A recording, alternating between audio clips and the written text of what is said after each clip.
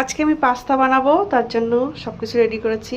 এই যে ছেলে বলেছে ভেজ পাস্তা খাবে, তো আমি আজকে ভেজ পাস্তা বানিয়ে দেবো। এর মধ্যে কোনো ডিম টিম কিচ্ছু দেবো না, শুধু এইগুলো রসুন আর পেঁয়াজ, টমেটো, কাঁচা লঙ্কা, গাজর, এটা হচ্ছে বাঁধাকপি, আর এটা ক্যাপসিকাম। এইগুলো দিয়ে আমি আজকে পাস্তা বানাবো। আর আমার পাস্তা রেডি করা হয়ে গেছে, সেদ্ধ করেছি, একদম সুন্দর হয়েছে।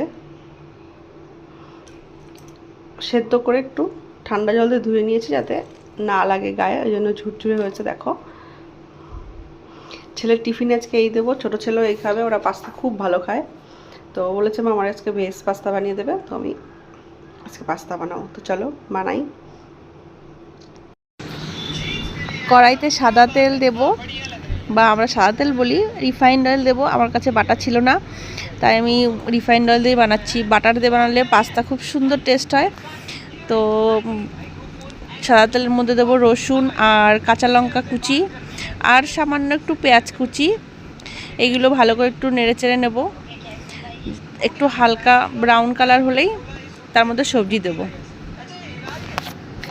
আসলে পাস্তা না আমারও ভালো লাগে খেতে। আমি সকাল সকাল পাস্তা বানাই বাচ্চাদের জন্য, মাঝে মাঝে ছেলেদের টিফিন দিতে হয়।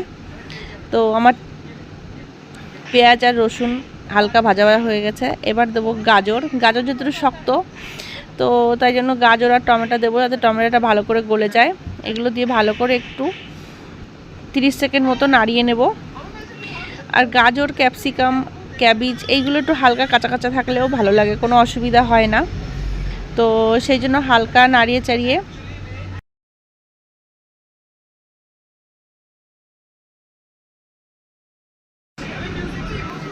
নুন দিয়ে নাড়িয়ে চাড়িয়ে নেব।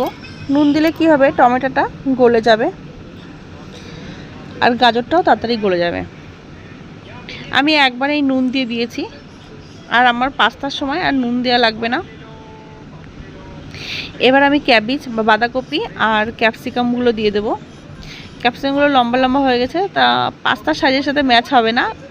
নুডলস হলে ওরকম সাইজ হলে কোনো ব্যাপার ছিল না, যেহেতু পাস্তা তো একটু মাঝখান থেকে কেটে নিলাম।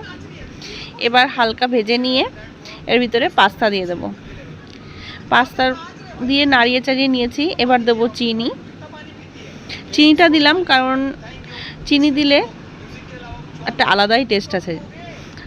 অনেকে আজিনামোটো দেয়, কিন্তু আজিনামোটো খাওয়ার পক্ষে বাচ্চাদের পক্ষে অনেকই খুবই খারাপ, তো আমি ওটা দিইনি। তো সয়া সস দিয়েছি, আর দিয়েছি ভিনিগার, আর গোলমরিচ গুঁড়ো মাস্ট দিতেই হবে, আর হচ্ছে ম্যাগি মশলা। পাস্তা মশলা আমার কাছে ছিল না, শেষ হয়ে গেছে। আর আমাদের এখানে যে লোকের কাছে আমি কিনে নিয়ে আসি এই ম্যাকরনিগুলো, তো ওনার কাছে পাস্তা মশলা ছিল না। তাই আমি বলছি এরপর থেকে তুমি পাস্তা নিয়ে আসছো, তো পাস্তা মশলাও নিয়ে আসবে, বলে আসছি দোকানে। আর দেবো গরম মশলা। এবার দেব অরিগানো আর হচ্ছে চিলি ফ্লেক্স। এইগুলো দিয়ে ভালো করে 2 থেকে 3 মিনিট কড়াইটা ধরে ভালো করে নেড়ে চেড়ে নেব। আমার তো নাড়তে কড়াই হিলে যাচ্ছিল। দেখো দেখতে কত সুন্দর হয়েছে, একেবারে ঝুরি ঝুরি করে, আর খেতেও না দারুণ হয়েছে। আর আমি আমার ছেলেদের টিফিনে দিয়ে দেবো। আমার বড় ছেলে টিফিনে নিয়েও যাবে, খেয়েও যাবে, আর ছোট ছেলেও স্কুলে যাওয়ার আগে একটু খেয়ে নেবে, আর আমিও একটু খাবো। সকালের নাস্তা হয়ে যাবে আমার এর মধ্যে থেকেই। আর আমার বড় ছেলেগুলো খুবই পছন্দ করে। আমার ভিডিওটি ভালো লাগলে লাইক করো, কমেন্ট করো, চ্যানেলটি সাবস্ক্রাইব করো। বাই।